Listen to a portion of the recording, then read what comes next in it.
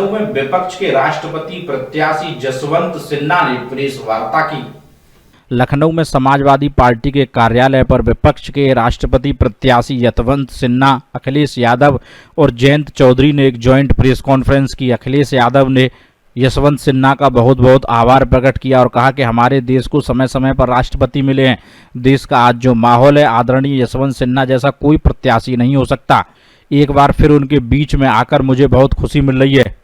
साथ ही उन्होंने संविधान की मर्यादा खत्म होने की बात कही और कहा कि 370 का मामला 2019 में कोर्ट में गया, आज 2022 है, उसकी सुनवाई कब होगी? सीसीए का मामला कब सुनवाई होगी पता नहीं। ऐसा लगता है कि हुकूमत चाहती है कि समाज बटे।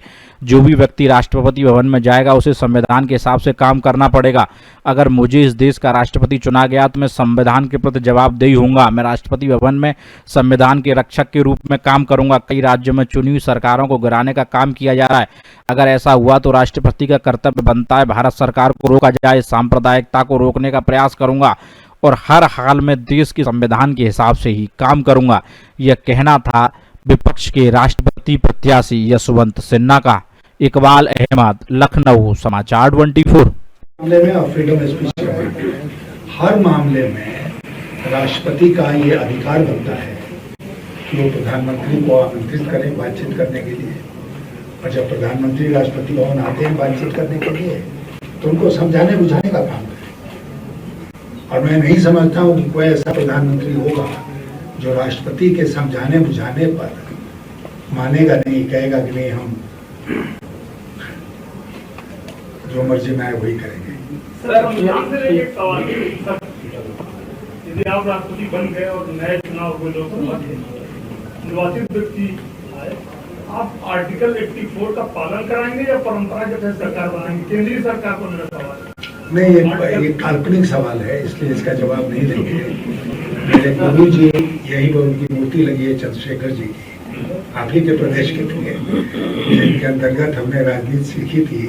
तो उन्होंने हमको शुरू में ही कहा था कि यशवंत किसी काल्पनिक प्रश्न का जवाब मत देना। सर, एक सवाल ये है कि जैसा आज अपने विवेक का इस्तेमाल करने वाला राष्ट्रपति चाहिए। तो बहुत सारी बातें मैंने कह दी। अब अखिलेश जी की इजाजत से सवाल है जी, आप परिचय दीजिए, पहले अपना परिचय दीजिए। मैं तौकीर हूँ जनता टीवी न्यूज़ चैनल से। उनको प्रेजेंट किया जा रहा है कि वो ट्राइब वुमेन है और पहली बार की वुमेन राष्ट्रपति बनने जा रही है, तो ये एक बड़ी उपलब्धि उनकी बताई जा रही है। देखिए, 2-3 ढंग से मैं इस सवाल का जवाब दूंगा, क्योंकि आप समझ सकते हैं कि मैं जहां गया हूं इसके पहले वहां इस तरह का सवाल मुझसे पूछा गया है। नंबर 1, पिछले 5 साल से राष्ट्रपति भवन में एक राष्ट्रपति जो बैठे हैं ना, एक खास समुदाय के हैं, इसी प्रदेश के हैं। तो पूरे देश में पिछले 5 वर्षों में क्या उस समुदाय की तरक्की हो गई? कोई ऐसा विशेष काम हुआ सरकार में जिससे कहा जाए कि अनुसूचित जात के लोगों के लिए इतना बढ़िया काम हो गया?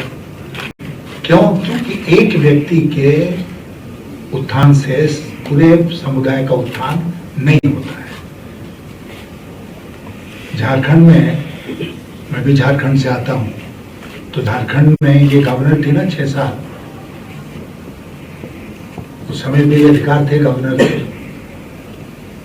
लेकिन उस बात को छोड़िए, अभी भारत सरकार ने एक नया फरमान निकाला है। और वो नया फरमान क्या है कि भारत सरकार पहले ही जो डेवलपर है, डेवलपर कौन है आज के दिन 1-2 लोग जो हैं आप जानते हैं, तो जो डेवलपर है उससे वो जिस इलाके का डेवलपमेंट होने वाला है उसके पैसे ले लेंगे। जी ने बताया आपको,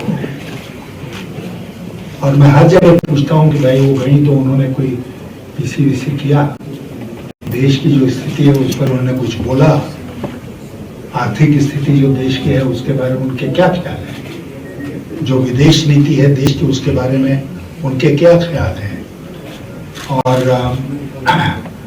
समाज में जो कुछ हो रहा है उसके बारे में उनके उद्गार क्या हैं।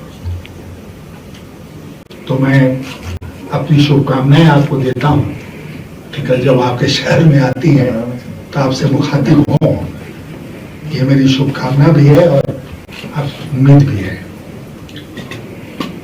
लेकिन अगर सबसे सम्मिलित रूप से वो नहीं मिलती है, एक दो लोगों से मिलती है, क्योंकि हम देखते हैं कि सरकार में जो संवाद है वो एक तरफा है। एक व्यक्ति बोलता है, सब लोग सुनते हैं कि जब प्रधानमंत्री जी ने 8 साल में कोई प्रेस कॉन्फ्रेंस नहीं किया है तो हम राष्ट्रपति को उम्मीदवार से क्यों ये उम्मीद करें कि वो प्रेस कॉन्फ्रेंस करेंगे। लेकिन अगर मुलाकात किसी की आपकी हो जाए बाई चांस, सम्मिलित रूप से या अलग अलग, तो उनसे पूछेगा कि ये 5-6 बिंदु हमने आपके सामने आज रखे, वो इन बिंदुओं के बारे में क्या सोचते हैं, क्या कहती है। क्या इस तरह का जो आपके सामने एक प्लेज हमने लिया है, वो इस तरह का प्लेज लेने को तैयार है? क्या वो संविधान की रक्षा करने को तैयार है, या वो एक साइलेंट खामोश राष्ट्रपति बन के रह जाएगी।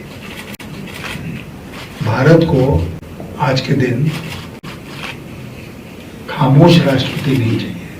वित्तीय विषयों को लेकर देश के संवैधानिक मूल्यों को समझने की बात है, चाहे इस देश का गरीब आदमी क्या चाहता है और कैसे सोचता है, कैसे अपनी जिंदगी को जो है कमाई करता है, परिवार का पालन करता है, इन सारी चीजों को अच्छी तरह जानते हैं।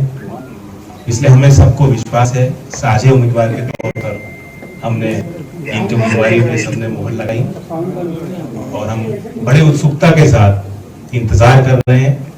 हम उत्साहित हुए हैं इनके चुनावी अभियान को देखते हुए, और अब इनका पड़ाव उत्तर प्रदेश की तरफ पड़ा है। हमें पूरा विश्वास है कि उत्तर प्रदेश के इस राष्ट्रपति चुनाव के मतदाता सभी हमारे इस विचारधारा से जुड़कर इनके इस अभियान को और करेंगे। माननीय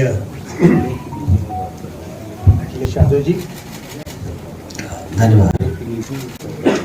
सबसे पहले मैं आदरणीय यशवंत सिन्हा जी का बहुत बहुत स्वागत करना चाहता हूं।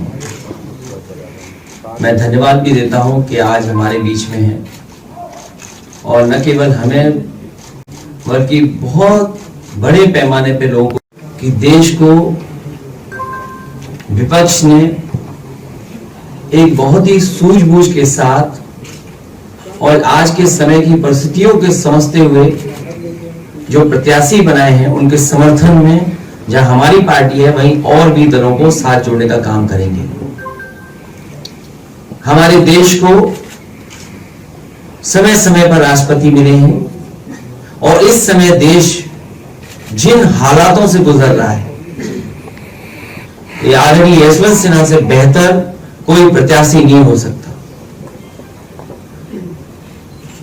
देखने को और देखने को आंकड़े तो है सरकारों के पास, लेकिन सरकारें खोखली सी हैं। उस स्थान पर बैठ करके सरकार को दिशा दिखाने के लिए और कॉन्स्टिट्यूशन जो हमारा संविधान है, उस संविधान के रास्ते पे चलाने के लिए इनसे बेहतर मैं समझता हूं आज प्रत्याशी कोई नहीं। इसलिए हमारी पार्टी और हमारी पार्टी के साथ बहुत सारे और दल भी आपका समर्थन करेंगे। मैं एक बार फिर आपका बहुत बहुत स्वागत करता हूं, बहुत बहुत बधाई देता हूं। इस पद की लड़ाई के लिए आपने जो स्वीकार किया उसके लिए बहुत बहुत बधाई।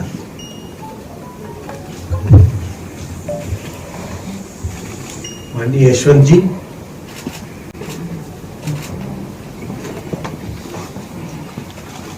धन्यवाद। धन्यवाद सुधीर जी।